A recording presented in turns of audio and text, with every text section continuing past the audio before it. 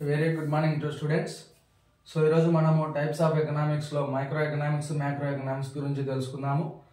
So ముఖ్యంగా మనము ఎకనామిక్స్లో వచ్చేసి ఎకనామిక్స్ అంటే ఏమంటే అంటే అర్థశాస్త్రం అంటే ఏమని చెప్తాము. సో ఇక్కడ ముఖ్యంగా మనం గమనించాల్సినటువంటి విషయం ఏమిటంటే కనుక సమాజంలో ఉన్నటువంటి అన్ని ఆర్థిక కార్యకలాపాలను గురించి వివరించేదే అర్థశాస్త్రము లేదా ఆర్థిక శాస్త్రము. ఆర్థిక శాస్త్రానికి పితామహుడు అంటే who is the father of economics అంటే ఏం చెప్తాము, ఆడమ్ స్మిత్ అని చెప్తాము. సో అదే విధంగా రెగ్నర్ ఫ్రిష్ అనేటువంటి ఆర్థికవేత్త గారు కూడా ఎకనామిక్స్ ని రెండు రకాలుగా విభజించడం జరిగింది. అందులో మొదటిది మైక్రో ఎకనామిక్స్, రెండవది మ్యాక్రో ఎకనామిక్స్.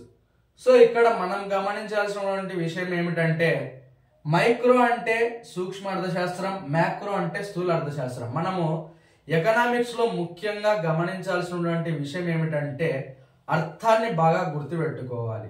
ఎప్పుడైతే మనకి సబ్-హెడింగ్స్ యొక్క అర్థం అనేటువంటిది పూర్తిగా తెలుస్తుందో అప్పుడు మనం ఎటువంటి ఇబ్బంది ఎదురు కాకుండా పరీక్షల్లో దాన్ని బట్టి మనము సొంతంగా రాసుకుంటా వెళ్ళచ్చు. సో మనము కాన్సెప్ట్ గుర్తుపెట్టుకోవాలంటే. సో ఇప్పుడు చూద్దాము. మైక్రో ఎకనామిక్స్ అంటే సూక్ష్మ అర్థశాస్త్రం. ఇది ఒక కుటుంబ ఆదాయం గురించి, సంస్థ ఆదాయం గురించి, పరిశ్రమల యొక్క ఆదాయం గురించి అంటే ఒక పరిశ్రమ యొక్క ఆదాయం గురించి మాత్రమే వివరిస్తుంది.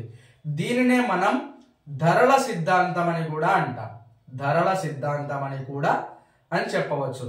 తర్వాత ఇంకొక ముఖ్యమైనటువంటి విషయం ఏమిటంటే ధరల సిద్ధాంతానికి మైక్రో ఎకనామిక్స్ గల మరొక పేరు ఏమిటని మనకి ఏదైనా బిట్టు రూపంలో వచ్చినప్పుడు ప్రైసెస్ థియరీ అని కూడా చెప్పుకోవచ్చు. ఓకేనా, అర్థమవుతుందా? అదే విధంగా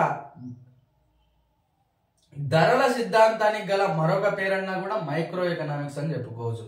సో ఇక్కడైతే మనం గుర్తుపెట్టుకోవాల్సింది ఒకే ఒక పాయింట్, సూక్ష్మ అర్థశాస్త్రం అంటే ఒకే ఒక కుటుంబ ఆదాయాన్ని గురించి, సంస్థ లేదా పరిశ్రమ గురించి వివరించేదే సూక్ష్మ అర్థశాస్త్రము. మరి ఇందులో గల ప్రధాన అంశాలు ఏమిటి అంటే గనక ఉత్పత్తి, వినియోగము, వినిమయము, పంపిణీ. ఇందులో ఉన్నటువంటి మెయిన్ ఇంపార్టెంట్ పాయింట్స్. ఓకేనా.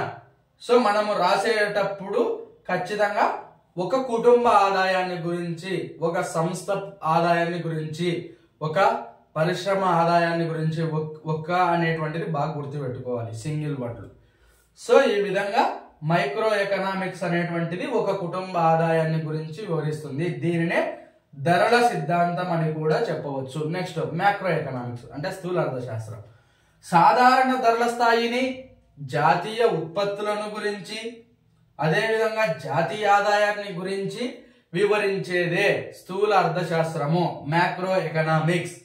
సో ఇందులో గమనించాల్సినటువంటి విషయం ఏమిటయ్యా అంటే గనక దేశంలోని మొత్తం ఆర్థిక కార్యకలాపాలను వివరించేదే ఏమిటి చెప్పండి, macro economics. Very good. So next ఇక్కడ మనం గుర్తుపెట్టుకోవాల్సింది దేశంలోని మొత్తం కార్యకలాపాలను అనేటువంటిది మీరు గుర్తుపెట్టుకోవాల్సినటువంటి మెయిన్ ఇంపార్టెంట్ పాయింట్. ఓకేనా. సో మళ్ళీ ఒకసారి చెప్తాను చూడండి. మైక్రో ఎకనామిక్స్ అంటే ఒక కుటుంబ ఆదాయాన్ని గురించి, మ్యాక్రో ఎకనామిక్స్ అంటే దేశంలోని మొత్తం ఆర్థిక కార్యకలాపాలను గురించి వివరించేదే మ్యాక్రో ఎకనామిక్స్.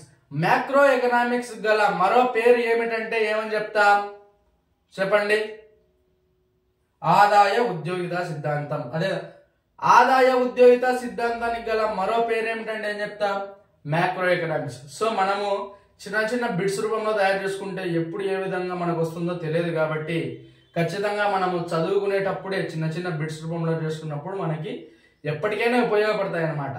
ఓకేనా.